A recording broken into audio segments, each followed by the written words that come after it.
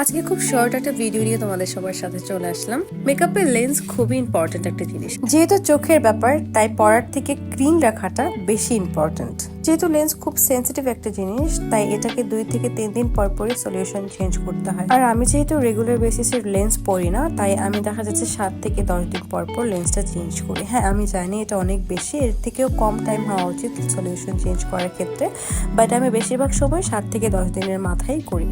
আর monthly কিভাবে একদম properly lens clean করা যায়, আজকে সেটা নিয়ে একটা ভিডিও শেয়ার করব তোমাদের সাথে। তাহলে শুরু করা যায়। সবগুলো লেন্স একসাথে ক্লিন করার জন্য আমি এরকম একটা বাটিতে পানি নিয়ে নিয়েছি, আর আমি এক এক করে সবগুলো লেন্স সে পানির মধ্যে দিয়ে দিচ্ছি। সেক্ষেত্রে অবশ্যই পানিটা ভেরি ক্লিন রাখতে হবে আর বাটিটাও ক্লিন থাকতে হবে। আর এখানে কিন্তু আমি একবারে নর্মাল পানি নিয়েছি, কেউ কিন্তু ভুলে আবার গরম পানি নিয়ে নেন। আর বেশিক্ষণ কিন্তু পানিতে রাখা যাবে না। অন্য একটা বাটিতে আমি কুসুম গরম পানি নিয়ে নিয়েছি লেন্স বক্স আর কিট গুলোকে ক্লিন করার জন্য। তারপর আমি সব বক্স আর কিট গুলো এক এক করে দিয়ে দিচ্ছি সে গরম পানির মধ্যে।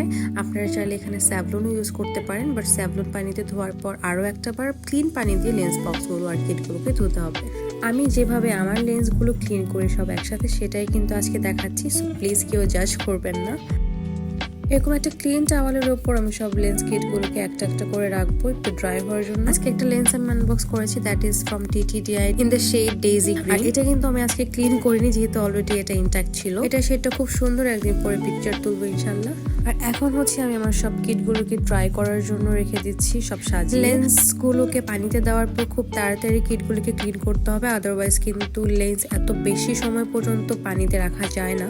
একবার অ্যাক্সিডেন্টলি আমার একটা লেন্স এভাবে নষ্ট হয়ে গিয়েছিল, কারণ আমি লেন্স কিট নিয়ে যাইনি আর আমার চোখে অনেক ইচিং হচ্ছিল দেখে আমি পানিতে রেখেছিলাম, আর এর পরের থেকে আর ওই লেন্সটা পরা যায়নি। কথাটা শেয়ার করার কারণ হচ্ছে তোমরা যাতে কখনো এরকম ধরনের ভুল না করো, অবশ্যই সবসময় লেন্স কিট ক্যারি করবো। For lens I always use this solution because it's so affordable and good quality for lens. সব কিট গুলোকে ভালো করে টিস্যু দিয়ে সোক করে নিয়েছে পানিগুলো, আর এখন আমি প্রত্যেকটা কিটের মধ্যে সলিউশন দিয়ে দিচ্ছি। তারপর আমি একটা একটা করে লেন্স গুলোকে পানি থেকে উঠে ইন পেয়ারে ঠিক মতো সলিউশন রেখে দিব। যাই হোক, আমার লেন্স কালেকশনে বেশিরভাগই হচ্ছে TTDI এর লেন্স। যেহেতু আমি অফিসিয়াল বিভিন্ন কাজে লেন্স পরি, তাই আমি খুব ভাইব্রেন্ট লেন্স ইউজ করতে পছন্দ করি না, বাট কিছু কিছু লেন্স আমার আছে যেগুলো খুব ভাইব্রেন্ট, সেগুলো আমি শুধু মেকআপ করার পরেই। যেহেতু আমি পাওয়ার লেন্স ইউজ করি, তাই আমার কাছে মনে হয় TTDI is best for me. You can't believe আমি TTDI এর লেন্স সারা দিন পরে থাকতে পারবো, কোনো ধরনের ইচিং হয় না, কোনো মাথা ব্যথা। TTDI এর লেন্স 1 বছরের বেশি সময় পর্যন্ত ইউজ করা যায়। আমি 1 বছরের বেশি সময় পর্যন্ত অনেক লেন্স ইউজ করছি, এখনো পর্যন্ত এগুলো ভালো আছে। আর লেন্স ভালো রাখতে হলে অবশ্যই সেটা প্রপার কেয়ার করতে হবে এবং প্রপার ক্লিনিংটা অনেক বেশি ইম্পর্টেন্ট। তাহলে দেখা যায় সেটা দামি হোক বা কম দামি হোক, সেটা অনেক দিন লং লাস্টিং করে। আর আমি আমার লেন্স গুলিকে ভালো রাখি ঠিক এভাবে ক্লিন করি, অন্তত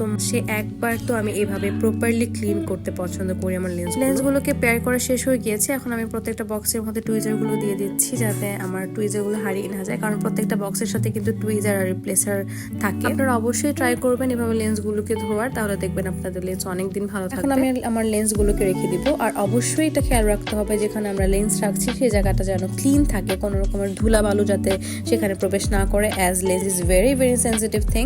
সবসময় লেন্স কিটের মধ্যে ঢুকে রাখতে পছন্দ করে, এটা অনেক ট্রাভেল ফ্রেন্ডলি হয়।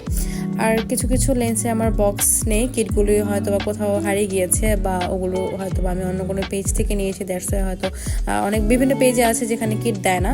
যাই হোক, আমি ওগুলোকে খুব সুন্দর করে গুছিয়ে রাখি। আর এখানে হচ্ছে আমার একটা ব্রাশ ক্লিনার, তারপর হচ্ছে বিউটি ব্লেন্ডার, এগুলি থাকে এখানে, এর থেকে আর বেশি কিছু থাকে না। আশা করি ভিডিওটা আপনাদের ভালো লেগেছে আর একটু হলেও ইউজফুল হবে অনেকের জন্য। Thank you so much for watching. I will see you guys in my next one. Bye by.